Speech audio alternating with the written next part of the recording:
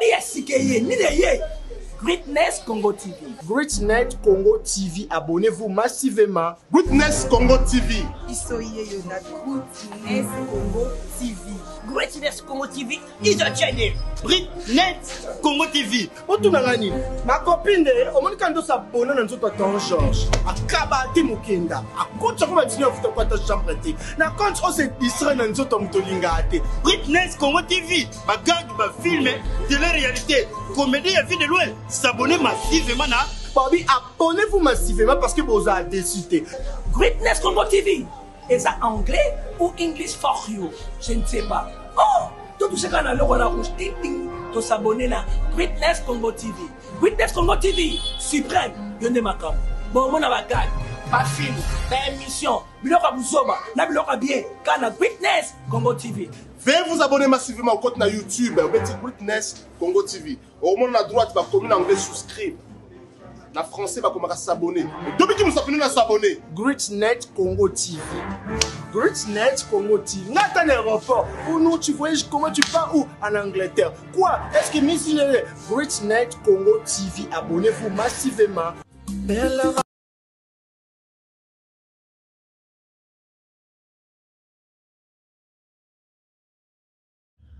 On a tous besoin d'être informés, mais dans un endroit sûr, afin d'éviter de fake news.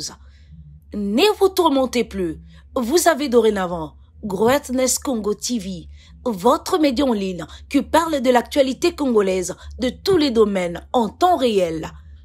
Nous sommes sur Facebook, Instagram, TikTok et sur YouTube.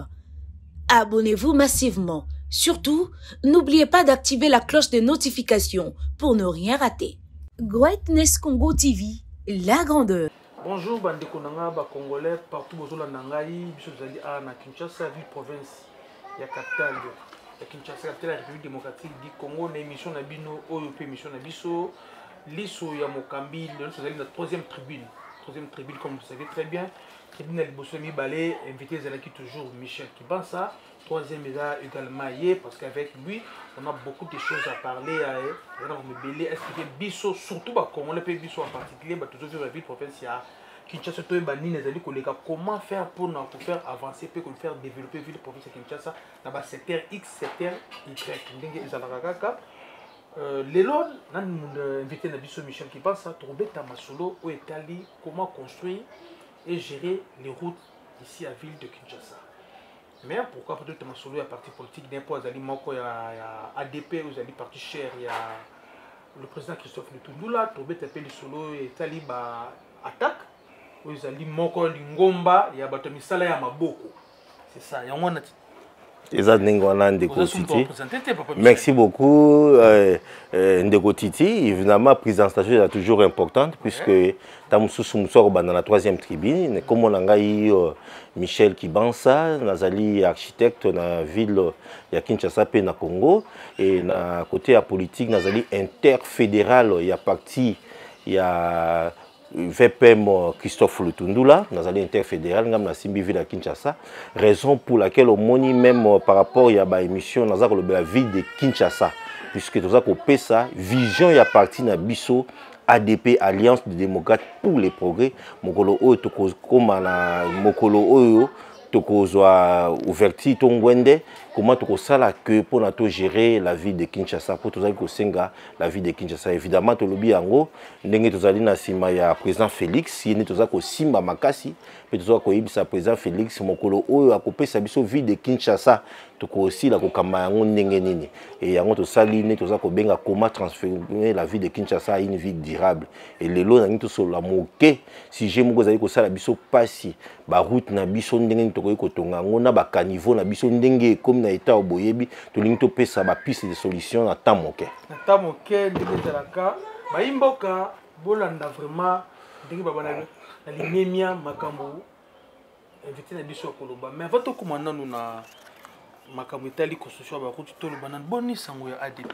Oh, ADP ezali malamu, ADP vraiment za ko kende bien, to za na vision makasi to lingi que na ba élection oyo na ville à Kinshasa to zala na minimum en tout cas 5 députés nationaux et tout ça na autant de députés provinciaux, même à 5 lissus, et puis bah, en tout cas bah, conseillers municipaux, tout ça na bango aussi une dizaine. Comme ça, tu bah ko pesa maboko makasi pas ya président Nabso Félix, n'est-ce pas? Na mandat na yo akozwa na deuxième mandat. Puis aussi là aussi ko tombola lokumu ya mwana mboka Christophe Lutundula, ndenge déjà zai ko sala ngona ministère affaires étrangères. Tombolango les sous makasi. Tombolango sous makasi. Est-ce que le candidat député à ADP, vous avez un bango, tombo zu candidat au moins dans la partie, mais sous bazo zoaka kapaba koksa seuil. Bino bozu ba bazan vraiment ambition pour gagner. Tombo zu kara bino koksa seuil pour ne pas kadima benga na liste na bino. Non, ba candidat na biso baza vraiment makasi na ko tanga ba kombo na bango te surtout to aligné na Lukunga, baza makasi to aligné na Moamba par-ci par-là et moi-même je suis candidat député provincial. Donc, vous avez comment sur le action dans le terrain, comment est-ce que nous allons évoluer et avec les techniciens, les artisans et ainsi que les aboignats, tous allez ensemble pour nous tomber la kita, tomber la kita la ville de Kinshasa. Pourquoi pas en général tomber la kita à Congo. Donc, tous les candidats députés provinciaux, plutôt nationaux, provinciaux, les conseillers municipaux, au Penzali, ils ont été pour les commis, mais ils ont été pour les salas. Pour siko tous les tango ya mosala. Il bosse les cas qui tango batwa sala sek balingi mais ils allaient jusqu'au tango ba sali. Donc tout ça on a pour la musala pour na tombola nkita ya mboka Congo. Ba candidat na bino na bazali vraiment ba membre vraiment effectif ADP to batu ba yena ba poto mona ba parti misusu to zo mona mvule kala Kinshasa. Motomo rotini ka poto ko postuler. Bon le les partis politiques beaucoup de partis politiques idéologique de partis politiques à éviter. Réunion avant ma camarade déposer ma candidature à tout le monde a été mais ba ligner la liste ya parti X au parti Y. Bino na déposer d'abord. Non, ils allaient vraiment ba candidat ba za ba membre ya parti to banana bango mingi pe depuis kala. Et tout ça ko kuma na bango ti lelo ba za pe mingi. Est-ce que tu vérifier la liste de cotisation à parti 6 mois, ba cotiser pendant 6 mois.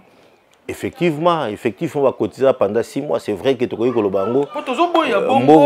Tozoboya bongo, ezana ba candidat député mususu azani na parti na binoté.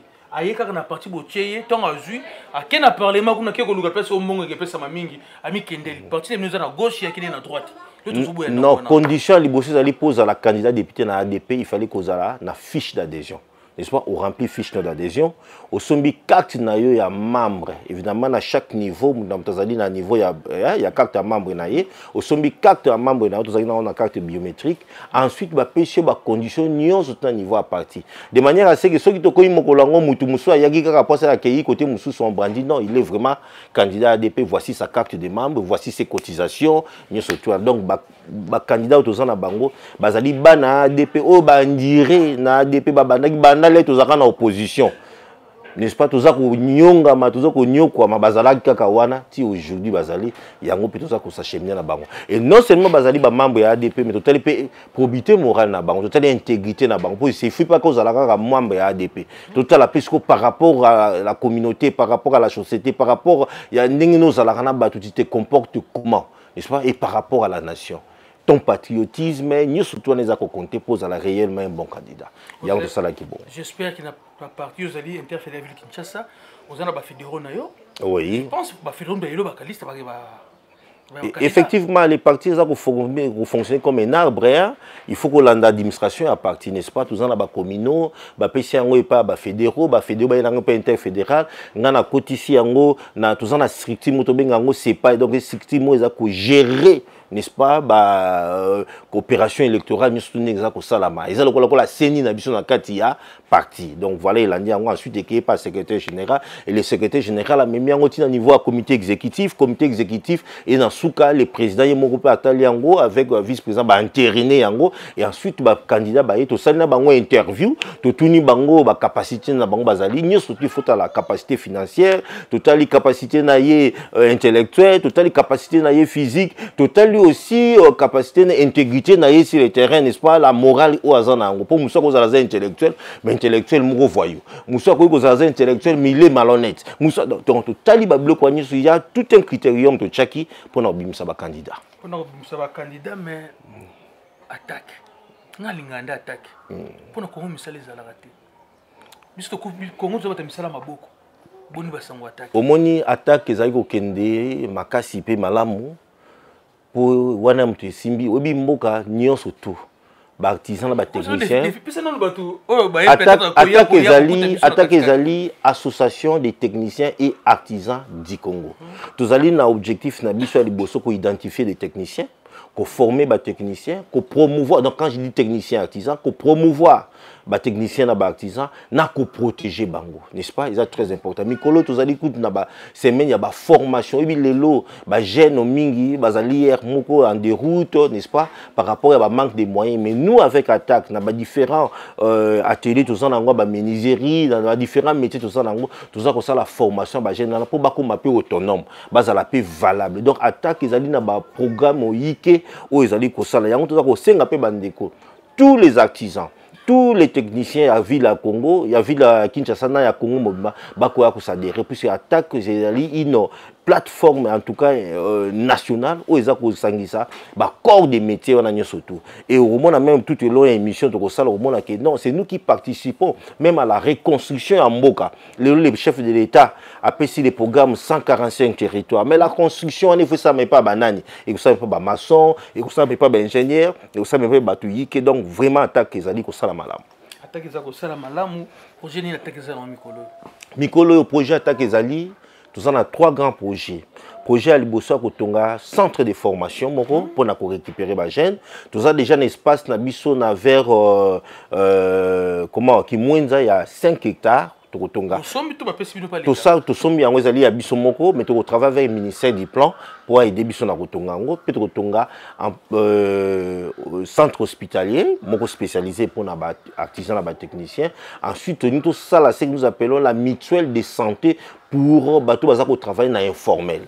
Vous comprenez, nous travaillons avec INSS pour nous biso tous allez maçon, biso tous allez architecte, tous allez garagiste, pour ne pas dire mécanicien, tous allez maman couturier, tout couturière, tous travaillent à la katia structure moté comme on dit formel. Alors ceux qui m'ont comme mikolo pension absolument aux Angondengeni attaque avec pour préparer l'Okowana pour travailler avec INSS de manière à ce que la prise en charge n'est-ce pas tant comme Mukola pour payer ma pensionner malade mon retraite naïs à la assurer. Voilà un peu bagage mais à part ça il y a d'autres grands projets que je ne sais dire ici par rapport au temps. Na niveau il y a intérieur comportement attaque ils ont se comporter. Oui attaque place aux Amakasi. Nous a représenté dans la province nous devons nous le dire franchement pour le moment c'est plus le Congo central et les Bandundu dans son ensemble puis nous le 26 ngamo na Rosala kuna tous allons na Lubumbashi tous allons vraiment bien représentés tous allons na Lualaba il y a encore notre représentant et attaque ils sont représentés si même à Londres il y a même parmi nos amis qui sont à Londres qui nous soutiennent mais tous ko senga bandeko ba ya lisusu bandeko ba ya puisque quand vous êtes nombreux vous créez une force vous savez na bamboka nyonso bapaya biso nde batu ya misala maboko tosalaka n'est-ce pas la force ya bamboka wala n'est-ce pas alors ceux qui mboka moko se développe avec la sciences humaines non c'est toujours avec tout ce que nous avons la technologie la technique il y a ça le développement en mboka ensuite on doit changer penza la façon de vivre il y a ba technicien doit changer comme ce que nous appelons en français les conditions socio-professionnelles il y a ba artisan la ba technicien. Pour changer en gros, il faut que vous congénier qui ville pour vous Kinshasa, parce que vous avez un niveau national. Effectivement, tout ça, le ministère où ils allaient à Bisso, tout ça déjà, tout ça qui déjà ma correspondance est belé, mais il y a c'est là l'entière administration de Zalaka, mais du moins les correspondances sont là et à niveau surtout car la mine tout ça la paye fort pour tout le monde a payé moko numéro 1 en Mboka, n'est-ce pas, pour soutenir, ils soutiendra toujours évidemment à travers le ministère où ils allaient, mais du moins tout ça la structure en Mboka bon. Dans la façon dont l'attaque, apparemment, le ministère Nyon surtout s'est retrouvé dans cette attaque. Effectivement, mais comme c'est tout ça, le ministère industrie, ministère de la formation professionnelle, ministère environnement, tous ces ministères, ils ont des techniciens. N'est-ce pas? Ministère artisanat, ministère voilà, il n'y a aucun ministère qui m'a peut-être ministère il y a justice, mais tous ces ministères quand même ils ont la justice. Ce bangba tongela bango par exemple palais, il y a justice ou soit parquet qui vont construire. Ce sont des maçons, ce sont des techniciens, des artisans que nous sommes. Ferraille bango ba partir. Donc ça veut dire que non, na vignon surtout il y a la nation. Les artisans et les techniciens sont là, ils sont présents. Donc, attaque est toujours présent. Attaque est toujours présent, c'est ma conjambo qu'on va considérer comme tant que vous êtes porte. Bon, il faut tout mais quand yango moni na kati objectif to lingi to vulgariser tout ça la peu promotion. Et comme atel toujours que moi na soki azo na ndako azamo boulot ah yo photo commission mécanicien. Ah yo photo commission non. Donc comme mécanique soit to musala maboko et comme ni moko péjoratif. Non. Ce n'est pas ça. Pourtant, par exemple, vous avez un grand mathématicien, ça dépend, ou soit vous avez un grand avocat. Mais ce qui chacun, savant. Imaginez un peu que vous allez transformer plastique dans pavé. Mais ce sont des savants qui le font. Ce sont ces artisans, n'est-ce pas? Pour les briquetiers, les artisans. Donc l'artisanat, ils ont un domaine réservé. Na ba savant, s'il faut le dire, moi je le dis toujours comme ça. Mais tu es toujours relégué, on a toujours ça la promotion. Il faut qu'il y ait la considération. Puisque tu as l'IP dans il y a toujours ça la 60%, il y a classe, il y a population, n'est-ce pas? 60%. Tous en a donc ils ont la moitié. Peut-être ça qui est artisanat, tous en a plus ou moins 250 disciplines artisanales. Plus de 250. Tu n'as pas charcutier, tu n'as pas cuisinier. On aura le temps de bosser à Ngogno surtout. D'accord, on aura le temps de bosser à Ngogno surtout. Nous avançons petit à petit. Tokota na sombele suka bisangane zalaka ka to betele solo na oloto yeli vraiment lelo ezali likamu o etali comment construire peut gérer les routes dans la ville province de Kinshasa. Tout le Congo mobile. On a inséré problème à la route. Na monaki Kasai et Koufa. Je ne sais pas, je suis architecte, mon copain me donne une vision, un jour je vis pour vous à Kinshasa. Au monde, il y a un problème très épineux. Ce que les Kiawa, embouteillage est long, non à Mituka, et comme il y a un embouteillage, il y a un bateau, à Makolo, et il y a une moto, et comme il y a un vélo, il y a un pouce, il y a un embouteillage. Cela veut dire quelque part que la voirie urbaine est comme on dit, insuffisante. Il faut maintenant se poser la question, comment construire la route? D'abord, nombre de la route, il faut tonga, la forme de la route, la qualité de la route, la matériaux. Vous comprenez? Le nombre de la route. Tant que vous allez à Kinshasa, pour la route, il faut que vous tout simplement une communication terrestre, n'est-ce pas, pour permettre d'un lien vers un autre.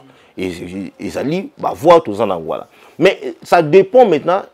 Na nombre ya bateau au Bazali, la grandeur de l'agglomération, pour que vous dégager bateau. Ensuite, ça peut dépendre de ce que l'élo pour na eumela. Faut au salon na matériaux nini. Ensuite, il faut soit grandeur nini. À l'époque, quand vous allez avec les Belges, le Congo n'avait que 2 millions d'habitants. Regardez toutes les routes que les Belges ont construites. Et Kinshasa yemoko. N'engue ba route ezalaki. Mais le temps comme on a ba route mususu ba emprise, na ba route ezalaki na ba 11 mètres. N'est-ce pas, il y a envergure, plus de prise, il y a zone extension, plus ou moins 11 mètres, les lots tongi. La route est saline et communiquée. La route est praticable, et ça est sous praticabilité. La route est qui dit, bomia au karma, bamusu, non, à Kanginze la wala. Donc, vous avez un problème, c'est les cas qui ont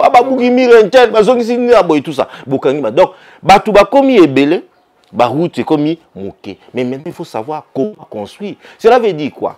Quelque part, il faut que la route à Sika. Aussi, par exemple, dans ma campagne, n'est-ce pas? Quand vous avez l'avenue Benseke, vous avez l'avenue Ma Campagne, toute cette agglomération n'a que 2 voies là-bas. Pourtant, on devrait avoir des percées pour permettre que, au cas où il y a un embouteillage, on peut les déverser vers d'autres voies. Mais donc, mal urbanisation, c'est ce cas-là. Au Taliban, les alliés salami na ba matériaux nini, les lots. Moussousou, les lots, tout ça, béton, tout ça, et tout, on peut travailler. Mais les routes, ils ont sous normalité. On doit arranger ces routes. Nous savons combien impraticable. En plus, fort, les principal. Pourtant, dans la réalité, on devait commencer par des routes tertiaires, secondaires, cimentoyées, principales. Donc, toutes les tertiaires, nous pouvons appeler des rues, n'est-ce pas? Routes, nous avons quartier. Ou on a n'est-ce pas?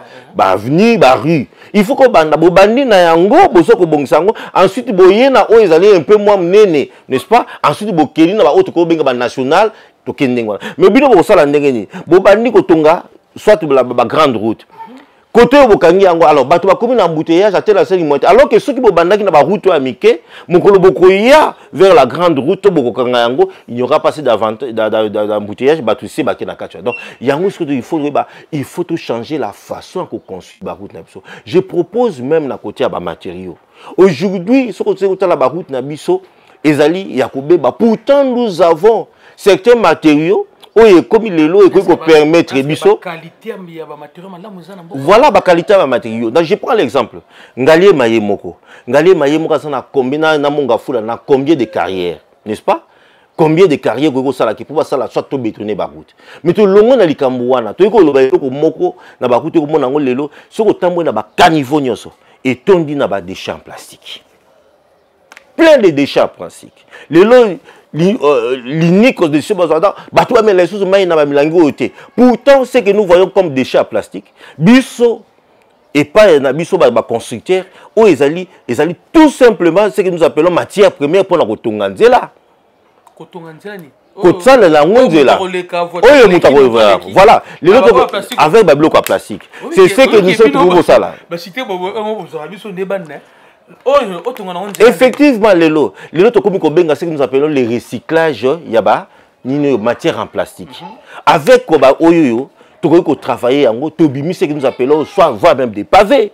Lelo na za liboso na za ko présenter loko moko. Voilà par exemple effectivement. Mais je vous dis mais ce qui yo suki kaka wana mayele na yo okanisi loko esuki.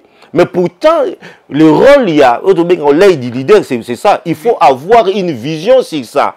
Et là, quand il y a un méfait, et là, quand il y a un danger, nous pouvons changer ça en opportunité. Nous pouvons changer ça. Par exemple, avec ça, Nazar devant, et là, comme on a relaxé, Nazar a avec moi un pavé fait avec le recyclage à bouteille. Pavé en place. Ils allaient bétonter. Et tout ça, on travaille quand on a oyo plastique. Peut-être travailler avec zélo tout simplement. Il n'y a que deux matériaux qui entrent ici. Au moins, pas vu, on a ma casse. Et il y a une charge, il y a 40 tonnes. Voilà. Ce que on a représenté peut-être dans le monde, même tout ça, il y a un bloc. Excusez-moi, David Zouango, Yango. Oh, Ezali, ba bloc, oh. To koki ko sa lango musala même ko tonga ba bordi ya ba caniveau na biso. Ko tonga ba ndaku na biso. N'est-ce pas? Fait avec bouteille en plastique. Fait avec. Voilà. Fait avec bouteille en plastique. Tout simplement. T'as combien de bouteilles en plastique? T'as là, ezako kangaba rivière na biso. Ezako kangaba caniveau na biso. Pourtant, si tu bani kolonga bouteille en plastique, tu résous d'abord le problème à l'iboson ni ya propriété, salubrité. Puisque Kinshasa a produit plus ou moins 15 000 tonnes, il y a des bouteilles plastiques, des déchets plastiques par jour. Alors que Bisso, avec 50 kg de bouteilles plastiques, nous pouvons produire 1 mètre carré à pavé haut. Il y a des pavés haut. Vous comprenez? Tu peux produire 1 mètre carré. Ça veut dire quoi? Dans l'espace, il y a un mois, c'est aussi 1500 kg. Au Kinshasa produiseur. Nous sommes capables de faire la nzela moko il y a plus ou moins 7 mètres sur 1 km. Par jour. Par jour. Vous comprenez? Et je suis capable dans une année de produire nzela, je parle seulement des rues, sans parler des grandes rues, des rues au Batoazo Leka, na makolo, soit avec ma moto na bango, hein, au monde pas fait n'engezali, nous sommes capables de produire plus ou moins nzela il y a 7 mètres sur 12 km. Pavé en plastique. Donc, tant que tu as ça, tu as d'abord Kinshasa na salité nyonso. Ensuite, et boti musala, tu as musala. Voilà sur le plan social et économique. Ensuite, sur le plan environnemental, tu as comme na Kinshasa moko propre. Et Kinshasa moko va venir nyonso qui sont comment pavé ou construire des routes na bouteille en plastique. Non, ils ont un inconvénient. Ça veut dire quoi? Non, voilà. Tant que tu as pavé, tu as PC en gros, tu as joint. Ensuite, de la réalité, route peut être éco de Saramai. Tu as un macadam, tu as fait en béton. n'est-ce pas? Et ça écoute ça maïté. Mais maïté bois qui ont ce vers ba caniveau. Voilà ce que comme un problème moi de résoudre des problèmes à nini. Ba maï comme quoi na caniveau et ensuite te longoli ba caniveau na biso na ba bouteille yo nyon surtout aux ailes pour ça les boucher ba caniveau. Parce que quand tous ces bouteilles bouchent les caniveaux, qu'est-ce qui se passe? Malamoko inondation les allées. Au moins na moule ko beta bo quartier mo me inondé. Parce que maï place à aucune des alités. Pourtant ceux qui te combi ba caniveau na biso longoli na ba bouteille nyon surtout. Au lieu de boire ba bouteille oyo to transformer yango et comme utile et zongli susu banzela na biso nyonso tout et comme comment pavé. Voilà la façon nous pouvons construire. Mais là qu'on voit nyonso tout, les gens ne voient pas ça. Alors que ba entreprise za ko sala ba pavé oyo eza ko lela e pa ya ba kondi. Bo pesa biso ba moyens, ils ne sont pas soutenus. Ndeko Michel, avant tout mon niveau wana. Bo sala ka transformation ndenge ni. Bo tout akango na ba nini bo tokisa wana ba bo sala ka ndenge. Voilà. Tout ça la transformation d'abord to banaka liboso d'une manière artisanale. To zuka ka banzungu, tout ça ko lamba yango, tout ça ko bala to tche moto ebele, papa eza ko sala ni ekomi et se fondre, to di ba moule ba to tche. Mais lelo sikoyo, tout ça ko senga l'état a appuyer biso. Ne tu vois peut-être au romona de quoi relaxer, to zali fabrication ka na biso moko na niveau ya attaque. O mundele te muto asali yango. Fabrication à niveau attaque, tu as batol, tu travailler yango, tu tché yango ba résistance, na kati, ensuite tu tché moteur pour abana ko sala nini abana ko malaxer, n'est-ce pas? Et ce cas ci ko malaxer et bien na tuyau wana et remplir ba différentes moules yo, tout ça nango. Tout ça nango d'une manière artisanale, n'est-ce pas? Mais ce qui va pèse biso maboko, nous pouvons encore faire même ba oyo ba moule.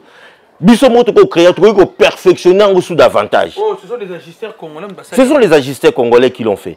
Conception idée on a c'est là ce qui idée ils allaient na niveau attaque donc bah agisseurs bah membre et attaque n'est-ce pas bah bimisi évidemment nous surtout bah membre attaque mais dis-moi ici je suis en train de parler au nom des artisans agisteurs congolais qui ont travaillé cela. Donc ce qui l'état pesi bango maboko to ko produire bah oyo bah full malaxer oyo autant de fois et mbala moko production na biso a pavé ko s'accroître nous sommes capables na nzina neto silisa Kinshasa na ba bouteille nyoso plastique biso to ko boka te to ko peksa batute to ko transformer yango kaka to comme eloko ezala ki mabe to komisa ngo mbala moko utile to ça na ba pavé to ça na ba pot de fleurs, n'est-ce pas? Je sais pas la ko ko pot de fleurs moko pourquoi pas ouais na zu pot de fleurs moko on peut faire ça pour pot de fleurs en plastique n'est-ce pas?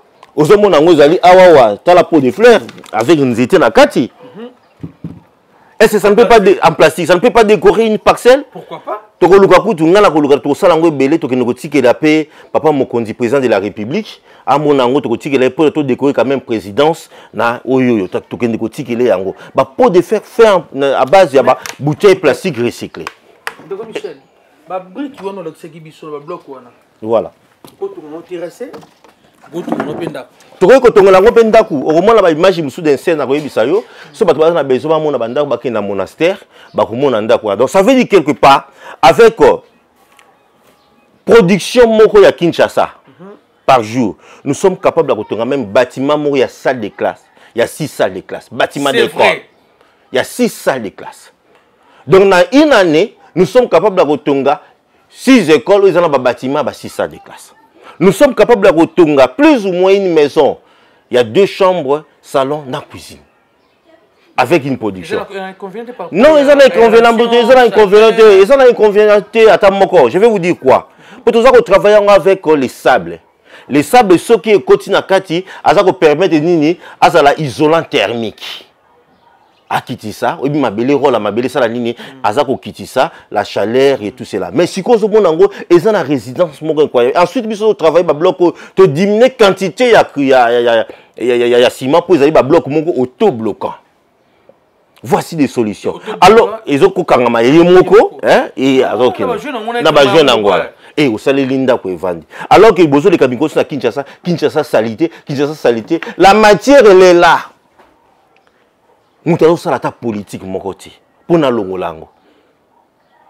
allons proposer la solution. La vraie politique, c'est ça la vraie politique. La vraie politique, c'est de donner la solution, n'est-ce pas, à contemporain.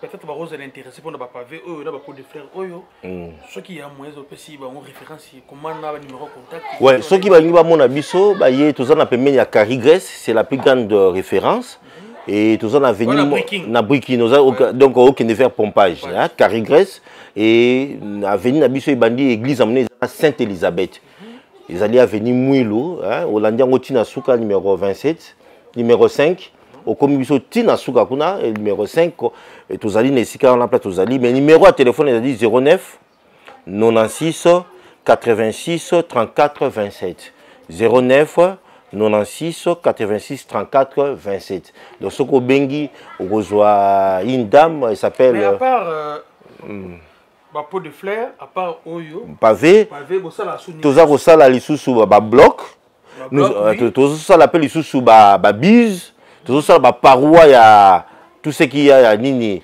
ba paroi ya ba caniveau tout ça ko sala ba nini ba dalet en silex ils awana to sangisi yango avec comment ba caillou n'est-ce pas to sangisi yango na ba caillou na biso wana et pesi ba dalet pour na ko sala ba décoration et nous sommes to que des musique to ni to ba sala ba grande paroi ou bien soit ba hein ba mig d'élévation pas ba bloc tout ça nango to ni to ba ça même ba plancher pour na ko yamba ba différents niveaux andako hein ndako to sala yango parce que na expo béton exposition tout monde na bo solliciter un peu ouais to sala ba exposition belé en tout cas en termes d'exposition to sala belé hein na affaires étrangères to sala belé to sala il y avait une exposition on a parlé du peuple on avait exposé tout ça là beaucoup de nino ba exposition. Donc on bandeko to comme presque na suka ya troisième numéro na biso ya lisu ya mokambi ndenge ezalaka kaka boyoki biloko ba plastique eza ko sala biloko ba plastique eza ko sala na mboka bouteille ya plastique ko boka ka biloko boka te tsaka na mwa station biso moi 3 4 5 kg na otindi pe bon boto yo sungi bando soko ko teka te yaka na ngata ko ya nango et que ça là vraiment bien biloko kitoko moni je pense nga za flatter azali flatter nzamba tchangala mama pavé dans tout ça là oyo ndeko Michel to comme na sou comment modèle a fait pour notre troisième numéro bika ke toza ko te proposer lelo une des solutions pour na to silisa ba nino yo ndenge ba caniveau na biso ekomi boucher na banzela na biso za ko beba to proposer to koyi ko sala ba caniveau na biso na banzela na biso avec ba déchets recyclés ya plastique to ko bimisa to ko couvrir banzela na biso nyonso tout malamu pe to ko silisa ba inondation to ko silisa ba makamnyo sa mabe ba salité ba maladie za ko sala donc voici une solution que toza ko amener toza ko senga ki ba soutenir vraiment bato bazali ko sala ba pavé oyo ensuite proposer une nouvelle politique sur la construction ainsi que la gestion ya ba caniveau na ba route na biso na ville à Kinshasa. Jeudi vendredi. En tout cas, jeudi dans vendredi to kuta les sous pour une nouvelle émission. Tout ça que nous proposer ça là ils allaient comment transformer la vie de Kinshasa à une vie durable. Donc on a bosser chaque point où ils a ko sala lelo ke ba na Kinshasa baza ko lela. Donc il bandenge ko sala lango et prochainement je crois que to si la kolobela comment est-ce ko dégager bandela na biso na ba épave et ceux qui te dégager na ba épave na ko comme biloko nini. Hein, ils allaient très important. Au moins à côté la police est allée nzele comme fermé et tout est-ce que tout ça na ba fouillère tout ça na ngote ba biloko la to ko travailler comment est-ce que nous pouvons travailler la vie de Kinshasa donc chaque point il y a plus ou moins des solutions que nous pouvons apporter pour la vie de Kinshasa. D'accord ba fidèle ya émission na biso lisu ya mokambi to kutani vendredi na numéro mususu. Babi ya sikeye ni ye Greatness Congo TV. Greatness Congo TV, abonnez-vous massivement. Greatness Congo TV. Isoye Yona Greatness Congo TV. Greatness Congo TV is a channel. Greatness Congo TV. Otunangani, ma copine, au moins quand on s'abonne dans notre temps Georges, à Kabati Mukenda, à compte sur ma dîner de ta chambre. Na compte on s'est distrait dans notre mtolingate. Greatness Congo TV, ma gag, ma film, de la réalité, comédie à vie de loin. S'abonner massivement na Bobby, abonnez-vous massivement parce que vous avez décidé. Greatness Congo TV. Est ça anglais ou English for you? Je ne sais pas. Oh, tout ce qu'on a on a rouge ting to s'abonner na Greatness Congo TV. Greatness Congo TV suprême. Yone makam. Bon mon abagad. Pas film, pas émission. Biloka buzoba, na biloka bien. Kana Greatness Congo TV. Veuillez vous abonner massivement au compte na YouTube, Greatness Congo TV. Au monde à droite, va commun anglais souscrire. Na français va commencer à s'abonner. Depuis que nous sommes à s'abonner. Greatness Congo TV. Greatness Congo TV. Nathan aéroport. Ou non, tu voyais comment tu pars où? En Angleterre. Quoi? Est-ce que Miss Greatness Congo TV, abonnez-vous massivement.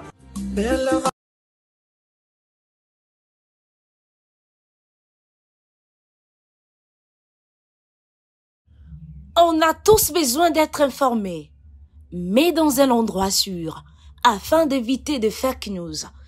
Ne vous tourmentez plus, vous avez dorénavant Greatness Congo TV, votre média en ligne qui parle de l'actualité congolaise de tous les domaines en temps réel.